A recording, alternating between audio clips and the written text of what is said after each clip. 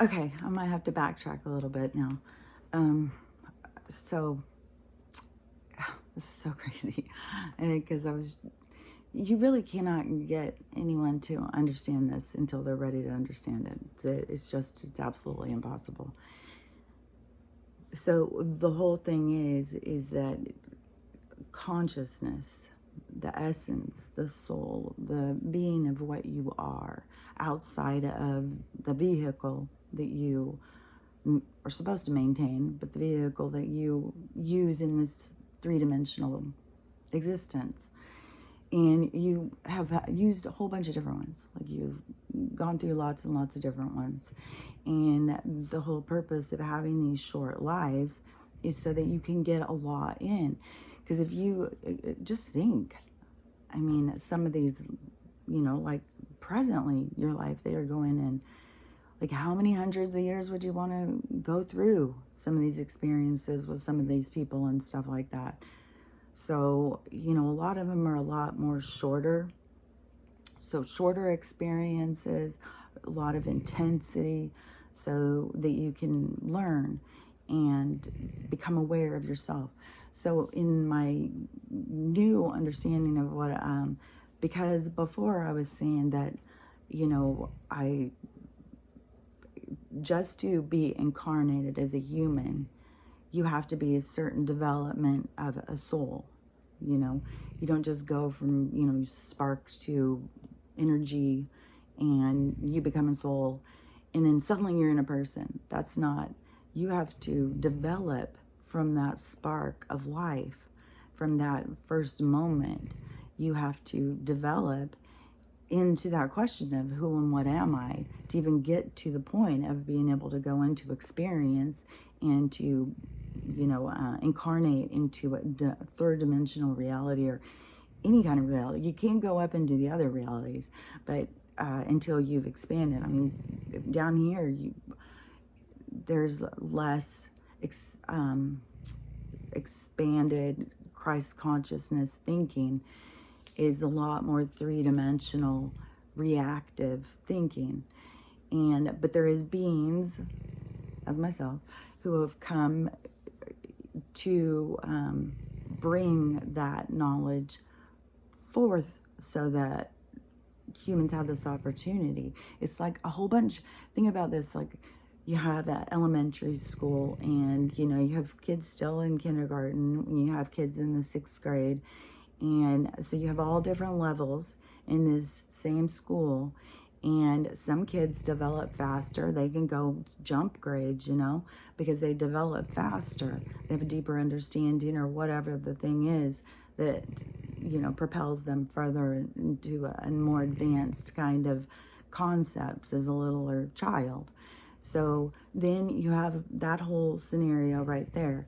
Well, then you have the junior high kids and the high school kids that come down to mentor, to help transition these kids into these other environments. So that is what's happening right here, right now. So we have the earth plane, which is a school development for souls, which is a very controlled. Like when I was a little kid, they were telling me in my head that we were an experiment and that we were like a zoo, because that's how I could kind of, I think the way they told me that was because kind of that was the way I can conceptualize that, us being watched like that, like being observed. Like at that time, I didn't really understand about laboratories and stuff like that. So it was kind of shown to me as a zoo. Like we were kind of like animals at the zoo and they were watching us and as they were experimenting and we were developing. So, and I knew that they were around us all the time. I knew they were talking to us all the time. I knew that, when a soul goes out of here, it can't go, like a soul, when it transitions out of this life, like you can't go past where, like just because you die, you don't all of a sudden go into past the heavens of what you think. You will go into a different place as your soul has control over, but you still are capped off at your own knowledge of existence. Like you have to develop as a soul.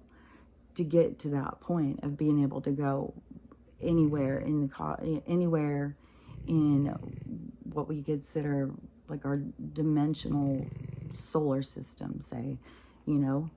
So if you are, you know, in the beginning part, like if you're in the elementary part and you come in, like I think the way it kind of works, like, because you have the first dimension and the second dimension. First dimension, I think, is when it is that part of when a soul realizes it's alive and then wants to understand itself.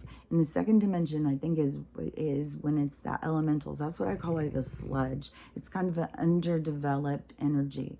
It doesn't really have definition. It doesn't really have, and that's how it's kind of sucks on, you know, it's like a magnetic suck on, like negative energy and stuff. It's just these energies that are out, and they're around us in three-dimensional. We can't see them, but we can feel them, even though they are in a second dimensional state and we're in a third dimensional. The third dimensional is still so focused on this, you know, what they can feel, hear, and say. So it's a step in the evolution of a soul's development.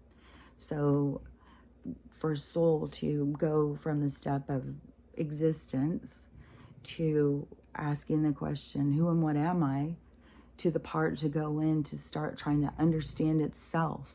So how it interacts in situations shows itself. It mirrors back to itself, who and what it is. So it goes through all these different life experiences so it can develop itself to become more of what it really wants to be, rather than just, because so many lessons are learned from a place of ignorance.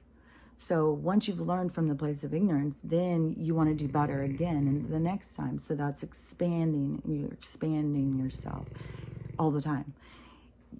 A soul, when a soul is not incarnated, a soul is an energy that wants to experience, that wants to be more and create, you know. So you want to constantly go back. You want to constantly learn. But you can only go back to where your development will let you exist. So if you're in this kind of existence, like we have ones that have come in that are normally in higher dimension incarnations, that have come into this lower dimension incarnation as mentors to come back in to help people understand concepts that may be beyond what has been showed, exemplified, you know, concepts that haven't been a part of the existence. So those souls can go, you know, in an incarnation, can go back and forth or whatever, but they still couldn't go past where their development is. You still have a cap of where your soul is developed, and it's all based on your understanding, your abilities, you know. And there's so much as an energy to constantly learn and conquer. This elementary kind of school program system of Earth, and I shared a bunch of links. And so this morning, what I had seen that was interesting was that there was some, you know, extraterrestrial stuff that had popped up in my thing. So I went on and watched, and the first one was the Stephen Greer one, and I'd seen his documentary a while back, and so I pretty much knew who he was. But still, you don't really know anybody unless you actually know him, and people who even live in the same house don't feel like they know each other. So, you know, do you ever really know anybody? I don't know. I just take all this different information that I get and just kind of put it in a file. And as more information comes in, I put it in that file. More information comes in, I put it in that file. So I have all these different files with all this different information. And pretty soon it starts making a picture. Pretty soon you start seeing it develop, and you start having an understanding of certain things that you didn't understand before. So that to me is an important part of understanding. Don't just go in and because this person says this or that person says that. You don't just jump onto that. You go out and you find more information. You know, it's when the information starts overlapping, you develop your understanding. Your understanding will cap off to where your soul has reached its understanding. It has this opportunity right now to expand its consciousness, to expand. That's this ascension. That is this period of time, the harvest. This is the graduation for souls out of that existence. So in this one that I was watching this morning, in the Stephen Greer one, he was talking about that he was friends with a few astronauts. And it's so crazy too, is when I was a little kid, I wanted to be an astronaut so bad. That is what I wanted to do. And that they came to our school to talk to us. And I was so excited, you know. And then they said that there was a height requirement and I was too tall. And it was so defeating. Like, you had to be like a little tiny person, they said, to be in those crafts. And I was like, I think it was almost 5'10". And yeah, so I couldn't be a candidate. So, you know, dashed my dreams, in junior high or something.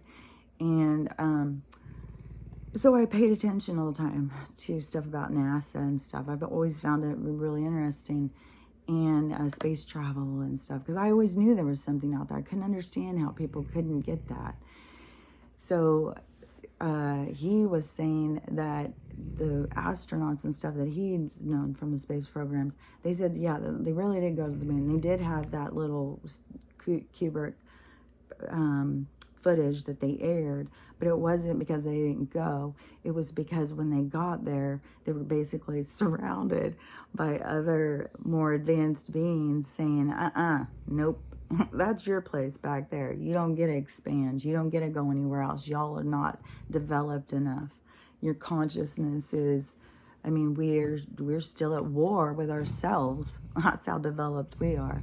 So yeah, we couldn't go out and start populating the rest of the universe because we're undeveloped. And we have to be here to learn. That's why it's this controlled existence. Like, we have beings around us all the time, very controlled. And this is all about development, human development, expansion of consciousness. And that's why I said that, you know, this is that graduation where humans get to go and start experiencing that Jetson life. But you have to get to that state of consciousness. And this is where we're going into that split, where not everybody's going to. Some people have to continue to play out these scenarios in the three-dimensional plane because that, you know, is just the way it is. Not everybody's going to graduate at the same time, you know. I mean, there's still people in lower grade levels, say, that haven't developed to get to that part. They still think like it's a good idea to kill somebody. It's a good idea just to steal stuff. You know, those kinds of, you know, it is the stuff out of the 10 Commandments. I mean, the 10 Commandments were brought to give people guidelines when they don't have that developed in themselves. The whole goal is you don't need the book. You know it, you know, goals. But I'll be back in a minute because there's some more stuff I want to talk about.